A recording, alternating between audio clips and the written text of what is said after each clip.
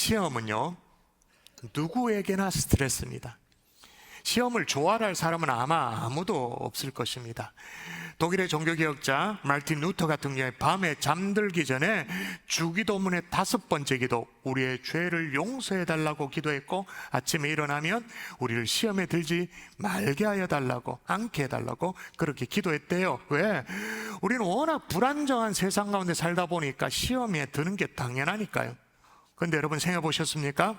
시험에 들지 않게 해달라는 기도가 맞는 기도입니까? 시험에 들지 않게 해달라는 기도, 아니 이 세상에 시험에 안 들 수가 있나요? 살아가는 동안 어느 한 날 문제 없는 날이 있었습니까? 그런 가정이 한 가정으로 있었나요? 그런데 그 시험이 나 개인에만 머물지 않아요. 한 가정을 다 집어삼켜요. 여러분, 우리 모두가 처음 공동체, 세상의 빛이 되기를 원해도 이 시험의 문제를 넘어가지 못하면 좌절할 수밖에 없는 거예요. 오늘 본문에 한 가정에도 시험이 닥칩니다. 그것도 가장에게 시험이 닥쳤습니다. 그런데 자세히 보니까 누가 그 노골적으로 시험을 주느냐 하면 이게 우리에게 숙제예요. 이게 안 풀리는 숙제야. 한번 볼까요? 읽을까요? 시작. 그 일 후에 하나님이 아브라함을 시험하시려고 그를 부르시되. 아멘. 자, 누가 아브라함을 시험하시려고? 하나님이. 시험의 내용이 뭐냐? 우리가 다 익히 아시잖아요. 아들 이삭을 번제물로 바치라. 무시무시한 이 얘기죠. 그래서 로메이어라는 신학자는 뭐라고 말했냐면, 신구약 성경은 시험의 책이다. 창세기부터 요한계시록까지 시험으로 일관돼 있다. 에덴 동산의 아담과 하와의 시험부터 해서 요한계시록까지 혹독한 시험들이 쏟아져 있는 것이 성경이다. 그렇게 얘기할 정도예요. 그러므로 여러분, 시험에 들지 않게 해달라는 기도가 맞냐? 어쩌면 그 주기도문의 정확한 의미는 시험에 지지 않게 하여 주옵소서. 시험에 들지 않게 해달라는 것은 이거는 있을 수 없는 얘기고, 시험에 지지 않게 하여 주옵소서. 여러분, 제가 예언을 하나 할까요? 원래도 확실한 거 하나. 그게 뭐냐? 여러분에게 시험이 올 겁니다. 아주 정확하게 올 겁니다. 벌써 시험 왔다, 온 사람 있다. 저 보니까, 표정을 보니까 여러분의 각 가정에도 시시각각으로 시험이 다가올 겁니다. 어쩔 수 없이 시험에 노출될 것입니다. 여러분, 부탁드려요. 시험에 지지 않기를 주 예수 이름으로 축원합니다. 아멘. 시험에 깔려가지고 만신창이가 되지 않기를 바랍니다. 시험은 통과하고 봐야 되는 거예요.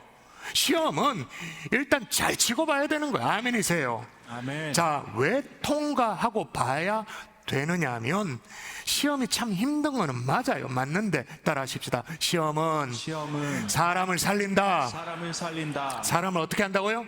살려요. 사람만 살리는 게 아니라, 또 한 번 더 따라할게요. 시험은 가정을 살린다. 가정을 살린다. 한 가정도 잘 보세요. 살립니다. 하나님의 시험은 그렇단 말이에요. 하나님의 시험, 지가 범죄해가지고 유혹에 빠져가지고 헛짓거리하는 그런 거 말고, 하나님의 시험은 사람도 살리고 가정도 살리고. 부담되죠? 근데 왜 필요하냐? 더 노골적으로 물어보십시다. 하나님은 왜 아브라함을 시험하셨는가? 하나님의 시험은요, 뭔가 이렇게 올무 덫을 놓고 막 기다렸다가 요 걸리기만 해봐라, 막 영어로 말하면 템프테이션이 아니에요. 결국엔 걸려가지고 넘어지도록 하고 파멸이 있거든은 그런 유혹이 아니에요. 하나님의 시험은 영어로 말하면 테스트예요. 트라이얼이에요. 그러니까 통과하기가 어려워서 그렇지, 통과하면 하나님의 사람으로 반듯하게 세워지는 거예요. 통과하기만 하면 한 가정이 믿음 안에서 반듯하게 세워지는 것. 아멘이십니까? 아멘. 여러분, 어느 날 옥스퍼드의 지성 C.S. 루이스 교수에게 한 학생이 질문했어요. 작년에 우리가 살펴봤잖아요. 스크루테이프의 편지 다 살펴봤잖아요. 그 당시가 어떤 때냐면, 자유주의의 바람이 확 불어가지고 뭐 캠브리지든 옥스퍼드든 몽땅 다 유물론적인, 신을 거부하는, 무신론에 근거한 그런 어떤 학문을 가르치는 그 시대에 아주 고집스럽게 옥스포드에서 유신론, 그러니까 기독교 신앙에 근거해서 강의를 하는 거예요. 그 학생이 물어요. 지 나름대로 뭐 똑똑하다고 생각하는, 똑똑하다고 생각하는 학생이 물어요. 하나님이 계시다면 왜 이렇게 인생에게 설명하기 어려운 일들이 벌어집니까? 라고 물었어요. 다시 말하면 왜 시험이 이리도 많습니까? 라고 물었어요. 그 세계적인 석학의 대답이 뭐냐? 그러지 않아도 인생은 교만하기 짝이 없는데 고난마저 없다면 인생이 얼마나 더 교만해지겠습니까? 여러분, 시험도 시험인데 더 중요한 게 뭐냐? 하나님이 언제 아브라함을 시험하셨냐? 그 타이밍이 중요합니다. 오늘 성령이 그 타이밍을 얘기하거든요. 읽을까요? 시작. 그 일 후에 하나님이 아브라함을 시험하시려고 그를 부르시되. 그러니까 봐라 요 온나 시험 한번 치자. 시험지 내주시는데 말이에요. 그게 언제냐는 거예요. 그 일 후에. 그 일 후. 그게 언제냐? 여러분, 아브라함의 인생은 창세기 12장부터 하나님의 부르심으로 말미암아 드라마틱하게 변화됩니다. 그래서 무엇을 하든지 됩니다. 아브라함은 뭘 해도 됩니다. 실수를 해도 되고 잘못해도 괜찮고, 예를 들면 자기 아내 사라를 누이라고 거짓말하고 그랬잖아요. 그래도 이렇게 무마하고 지나가고 괜찮아요. 하나님이 복을 주시고 함께 하시고 하나님이 인도하시고 그렇게 해요. 그렇게 쭉 이끌어 가가지고 창세기 22장 오늘 본문에서 생애 최절정에 딱 다다릅니다. 22장 1절 그 일 후라는 말이 그런 의미예요. 그러면 그 앞에 어떤 일이 벌어졌느냐? 아브라함이 100세에 이삭을 낳았습니다. 그리고 그동안 좀 어렵게 지내던 그랄왕 아비멜렉하고 평화조약을 맺었습니다. 그래서 블레셋 땅이었던 부엘세바 들어보셨죠? 부엘세바를 얻게 되어, 그래서 아주 편안하게, 아주 아무 걱정 없이 편안하게 지낼 수 있었던 그 일 후에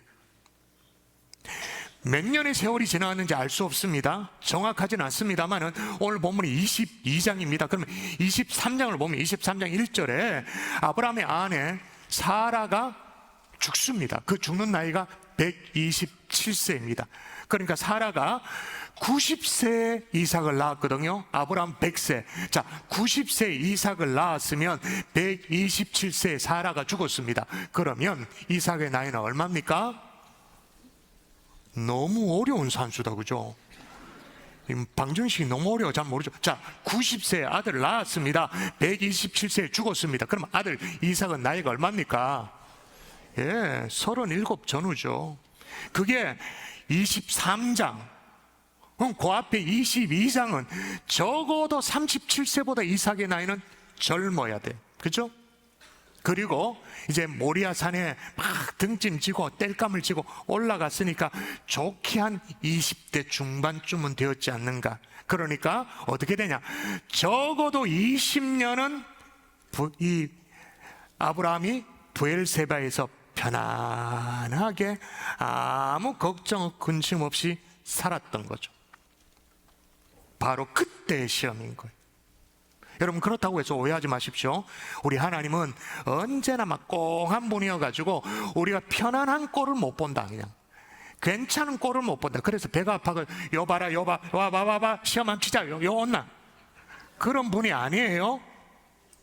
편안하면 심술궂게 어떻게든 요람을 뒤흔들어 버리는 그런 분이 아니에요.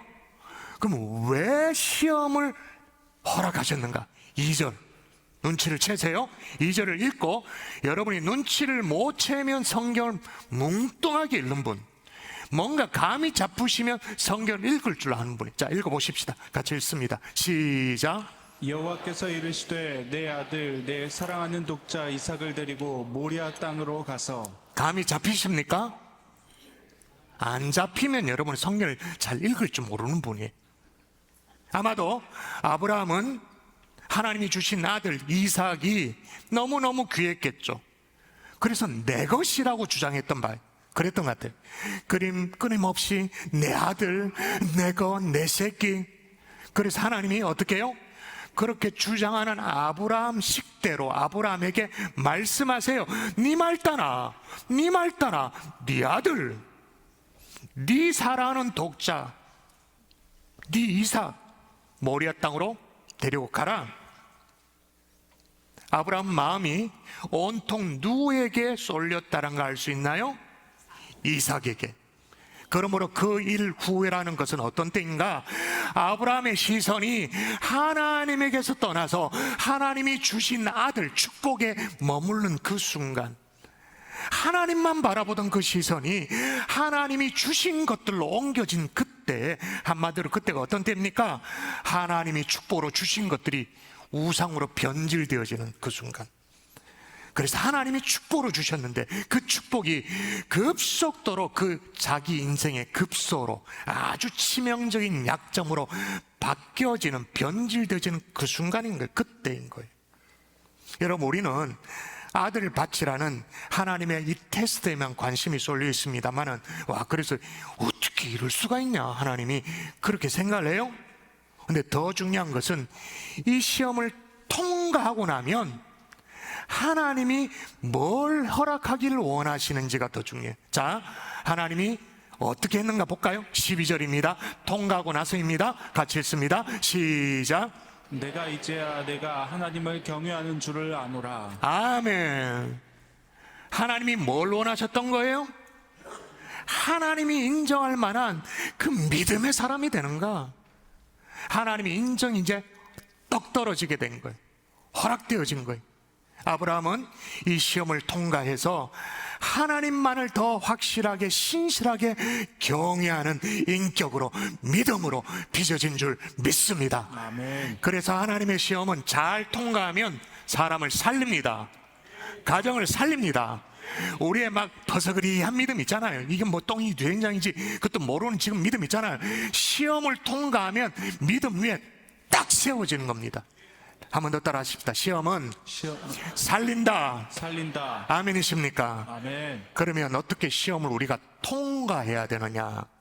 오늘 설교 제목이 시험 통과 비법이니까, 자, 비법이 나와야 되겠죠? 따라 하십시다. 순종으로 통과하라. 통과하라. 여러분, 시험도 종류가 여러 가지가 있습니다만은 비교적 쉬운 시험이 있습니다. 쉬운 시험, 이유를 알겠는 시험.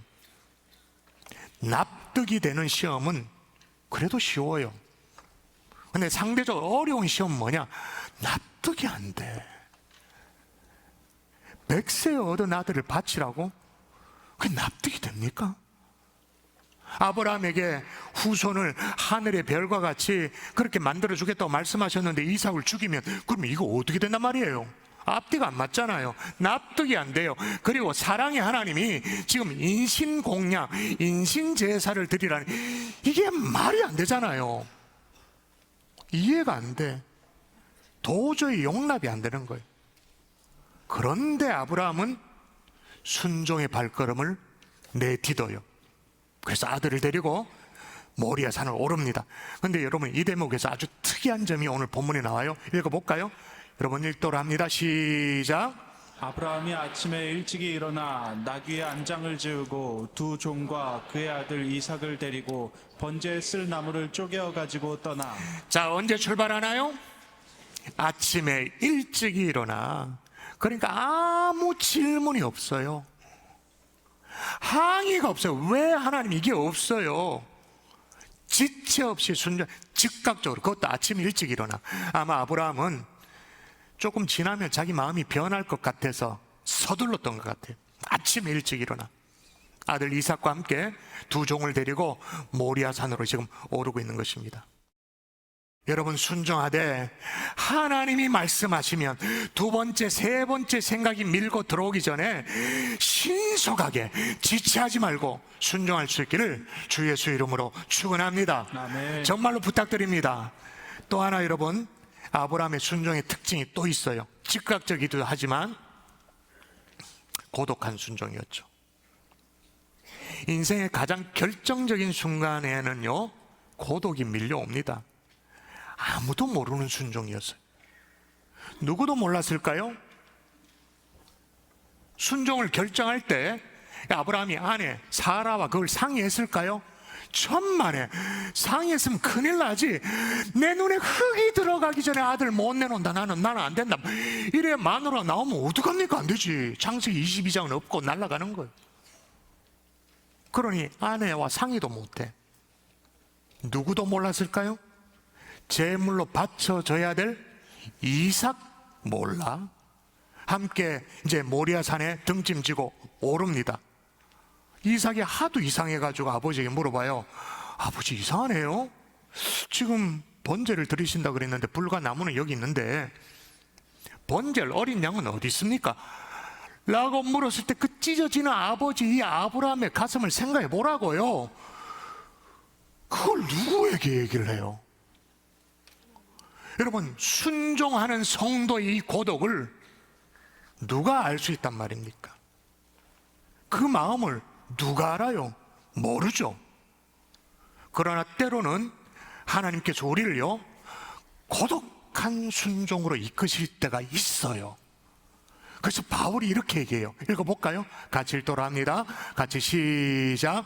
그의 아들을 이방에 전하기 위하여 그를 내 속에 나타내시기를 기뻐하셨을 때에 내가 곧 혈육과 의논하지 아니하고. 혈육과 의논했다 그럽니까? 안 했다 그럽니까? 의논하지 아니하였다. 그러면 아브라함만 이런 순종을 했나? 아니에요. 아들 이삭도. 그러니까 아버지도 순종, 아들도 순종. 그러니 이 가정은요 되는 집안이야. 뭘 해도 되는 집안이야. 자, 아브라함이 살고 있는 이 부엘세바로부터 하나님이 지시한 모리아산까지는 거리가 3일 길이 됩니다. 대략 지도상으로 보면 75km 정도 되거든요. 서울에서 천안까지의 거리죠. 아브라함은 이 길을 묵묵하게 걸어서 이제 모리아산 밑까지 오게 되어졌어요. 그래서 밑에 왔을 때는 함께 길을 걷던 두 종들에게 여기 머물라고, 여기 있으라고, 이제는 사는 아들과 함께 올라가겠다고 그렇게 합니다. 그래서 번제물과 거기에 쓸 어떤 그 나무와 이런 것들은 이제 아들에게 등짐 지어가지고 모리아산을 오르게 됩니다. 정상에 올라서 평평한 곳, 좋은 곳에 이제 제단을 다 쌓았습니다. 돌을 쌓아가지고 제단을 다 만들었습니다. 그 다음에는 뭐예요? 제물이 올라갈 차례죠. 근데 번제물이 없어. 그때 아버지 아브라함의 얼굴이 딱딱하게 굳습니다. 근엄한 얼굴로. 사랑하는 아들아, 미안하지만 하나님이 너를 제물로 드리라고 말씀하고 계신다. 오늘 네가 번제물이 되어야 해. 이 순간 아들 이삭은 얼굴이 흑빛으로 바뀌었을 거예요. 청천벽력 같죠? 이게 무슨 소린지. 아니 아버지 제가 번제물이라고요? 그럼 제가 죽어야 한다고요? 아니 아버지가 100세의 아들 낳은 아들이 저라면서요. 어떻게 그런데 제가 죽나요? 어떻게 이럴 수가 있나요? 이삭이 이해되지 않았어요. 갈등했겠죠? 아버지를 원망했을 거예요. 또 하나님도 원망했을 것입니다. 그런데 아버지의 말씀에 이 아들이 순종을 해요. 추적가들에 의하면 이 당시에 이삭의 나이가 어떻게 되냐? 적어도 미니멈 17세 아니면 30세 그 언저리였다고 추측합니다. 만약에 이삭의 나이가 20대라고 합시다. 20대 건강한 청년이라면 아버지는 무조건 자기보다 100살 많습니다. 왜냐? 100살 때 아브라함 100세 때 낳은 아들이니까. 그럼 120살 20대 건강한 청년이 아버지 밀치려면 밀칠 수 있어요. 아버지 두 손 꼭 붙잡고 아버지 왜 이러십니까? 할 수 있어요. 거부할 수 있어요. 도망갈 수도 있어요. 아버지를 넘어뜨리고 그 자리를 피할 수도 있습니다. 그런데 스스로 아버지에게 결박하라고 자기 자신을 내어 맡겨요. 그리고 결박된 채 제단에 누워요. 읽어볼까요? 읽습니다. 시작. 하나님이 그에게 일러주신 곳에 이른지라 이에 아브라함이 그곳에 제단을 쌓고 나무를 버려놓고 그의 아들 이삭을 결박하여 제단 나무 위에 놓고 손을 내밀어 칼을 잡고 그 아들을 잡으려 하니. 아버지 아브라함의 순종과 아들 이삭의 순종이 딱 만납니다. 딱 만났을 때 어떤 일이 벌어졌는가? 따라하십시다. 하나님이 일하신다. 하나님이 일하신다. 한 번 더, 하나님이 일하신다. 하나님이 일하신다. 막 이삭을 잡아 바치려는 순간 아브라함을 급히 중단시키죠. 하나님이 어떻게 해 놓으셨는가? 오늘 본문이 그걸 다 얘기하잖아요. 읽을까요? 시작. 아브라함이 눈을 들어 살펴본즉 한 순양이 뒤에 있는데 뿔이 수풀에 걸려 있는지라. 아브라함이 가서 그 순양을 가져다가 아들을 대신하여 번제로 드렸더라. 할렐루야. 여러분, 순종은 사람이 했는데 역사는 누가 일으켜요? 하나님이. 순종은 우리의 몫이에요. 역사는 하나님이 일으키시는 줄 믿습니다. 아멘. 그래서 아브라함이 이 하나님을 경험하고 하나님의 별명을 지어요. 뭐라고요? 여호와 이레. 예를 들어서 뭐 여호와 라파라고 말하면 치료의 하나님이란 그런 의미지 않습니까? 여호와 샬롬 그러면 평강의 하나님이 그런 의미잖아요. 여호와 이레가 어떤 의미냐? 이레라는 말은 두 가지 의미가 있습니다. 첫 번째는 하나님이 보신다. God see의 의미가 있어요. 두 번째는 뭐냐? 하나님이 공급하신다. God provide라는 의미가 있어요. 그러니까 사실 하나님이 지금 뭐 하셨냐 하면 즉각적인 순종, 고독한 순종, 그렇게 한 아브라함 그리고 아들 이삭 뭐 하셨던 거예요? 하나님이 보셨던 거예요. 정확하게 보셨던 거예요. 보시고 뭐 하셨다고요? 하나님이 공급하여 번제물을 제공해 주신 줄 믿습니다. 아멘. 할렐루야. 아멘. 여러분, 우리도 마찬가지예요. 이 어려운 시험, 이 고단한 인생길에 이 고난 어떻게 순종할 수 있단 말입니까? 우리가 믿는 것 하나예요. 우리 하나님은 여호와 이레의 하나님이시다. 우리의 눈물도 보시고 우리의 탄식도 보시고 우리의 가슴앓이도 외면하는 게 아니라 보시는 하나님이시다. 우리의 고통을 다 보시는 하나님이 그 다음에 보시기만 하는 게 아니라 지켜보시고 공급해 주시는 하나님, 여호와 이레의 하나님이기 때문에 우리는 그 어려운 순종을 오늘 또 해내는 거예요. 결단하는 거예요. 그뿐만이 아닙니다. 아브라함이 이삭에게, 제가 생각에는 이거는 우연찮게 했던 말이라고 저는 생각이 됩니다. 이런 말을 하거든요. 뭐라고 말하냐면 한번 볼까요? 시작. 아들아, 번제할 어린 양은 하나님이 자기를 위하여 친히 준비하시리라. 제 생각에는 얼떨결에 했던 말이라고 생각되어져요. 근데 여기 하나님이 자기를 위하여 친히 준비하시리라 이렇게 되어 있으면 한글 성경은 그렇게 되어 있어요. 그런데 원문에는 자기를 위하여라고 말할 때 위하여가 없어요. 그냥 한글로 문맥이 되도록 그렇게 위하여를 삽입했지 위하여가 없어요. 그럼 위하여를 빼면 어떻게 되죠? 어린 양은 하나님이 자기를 친히 준비하시리라. 뭔가 이렇게 물미가 터집니까? 영적인 물미가 터져요. 다시요.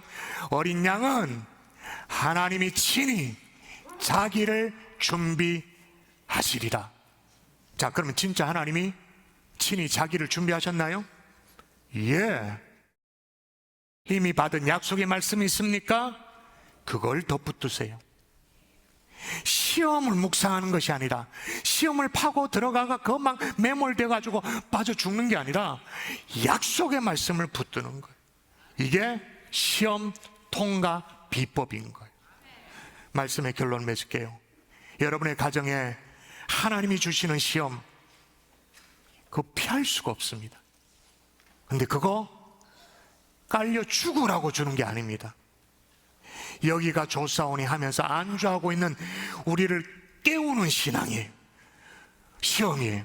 오히려 우리를 살리는 시험이에요. 하나님이 축복으로 주시는 우상을 변질시키고 있나요? 특별히 여러분의 자녀들, 축복으로 주신 자녀인데 자녀가 예배를 어떻게 드리는지 기도를 어떻게 하고 있는지 다 방치하고 있어요. 자녀가 벌써 우상으로 변질되고 있어요. 어떻게 해요? 두드려 깨워야 되죠. 하나님이 살아계신 하나님이라면 어떻게 시험을 통과할 수 있는가? 순종으로, 부활신앙으로, 이미 주신 약속의 말씀을 붙듦으로. 그래서 아브라함의 순종뿐만 아니라 거기에 자식 이삭의 순종까지, 부모의 순종과 자식의 순종까지 함께 한다면 여러분의 가정은 처음 공동체로 돌아갈 수 있는 줄 믿습니다.